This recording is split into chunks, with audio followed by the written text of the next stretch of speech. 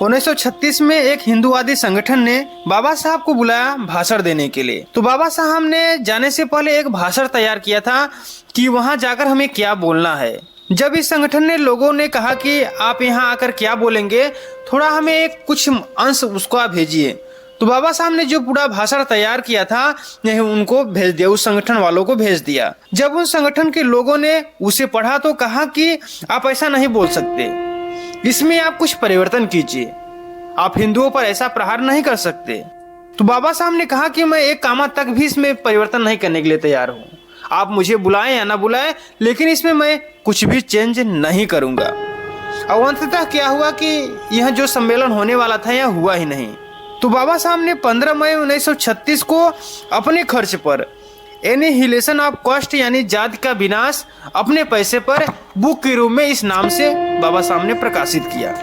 बाबा साहब कहते हैं कि इस मंडल ने मुझे बताया कि यह सवर्ण हिंदू समाज सुधारकों का एक संगठन है जिसका एकमात्र उद्देश्य हिंदुओं के बीच जो जाति व्यवस्था है उसको खत्म करना है।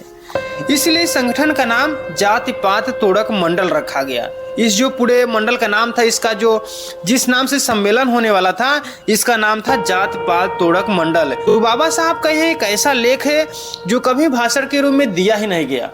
बाबा साहब कहते हैं कि हिंदू मुझसे घृणा करते हैं, मुझे अपने बगीचे का सांप समझते हैं।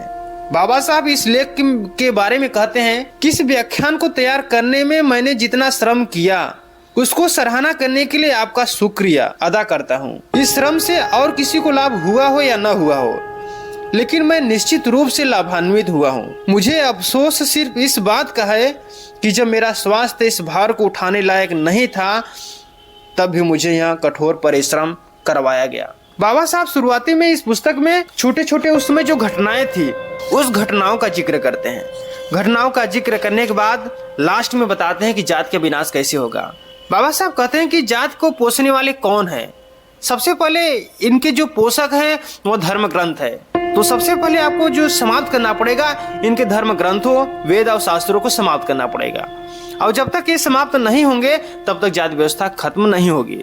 और बाबा साहब यह भी कहते हैं कि हिंदू जो समाज है वो अपने में सुधार करना ही नहीं चाहता। वो क्या चाहता है, जैसे गांधी जी चाहते थे कि वे वर्ण व्यवस्था को बनाए रखना चाहते हैं कि वर्ण व्यवस्था बनी रहे और जाति खत्म हो जाए। और बाबा साहब कहते हैं कि ऐसा कभी नहीं होगा और वास्तव में कभी नहीं होगा।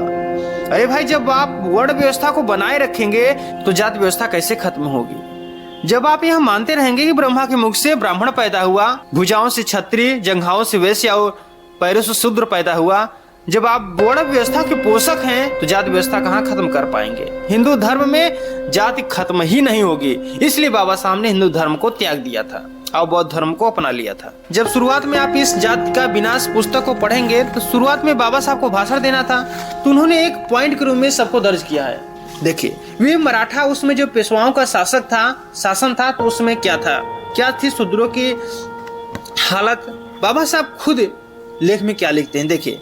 मराठों के देश में पेशवाओं के शासन काल में अछूतों को उस सड़क पर चलने की अनुमति नहीं थी जिस सड़क पर कोई सवर्ण हिंदू चल रहा हो, ताकि उसकी छाया पड़ने से हिंदू अपवित्र न हो जाए।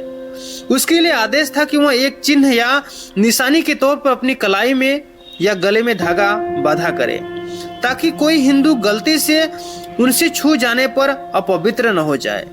पेशवाओं की राजधानी पूना में अछूत के लिए यह आदेश था कि वह कमर में झाड़ू बांध कर चले, ताकि वह जिस जमीन पर पैर रखे वह उसके पीछे बधी इस झाड़ू को साफ हो जाए, ताकि उस जमीन पर पैर रखने से कोई हिंदू अपवित्र न हो जाए।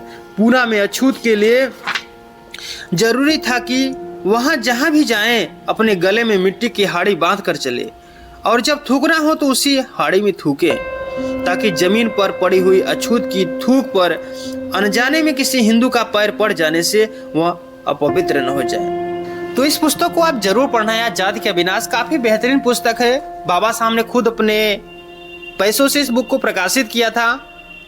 अब आप जान पाएंगे वास्तव में दशा क्या थी हम लोगों की। बहुत सारे लोग कहते हैं कि अरे ऐसी दशा नहीं थी, तो कम से कम पढ़ो। बाबा साहब कहते हैं जो कौम अपना इतिहास नहीं जानता वो कभी इतिहास बना ही नहीं सकता। तो आपका इतिहास क्या है आपको खुद नहीं पता है।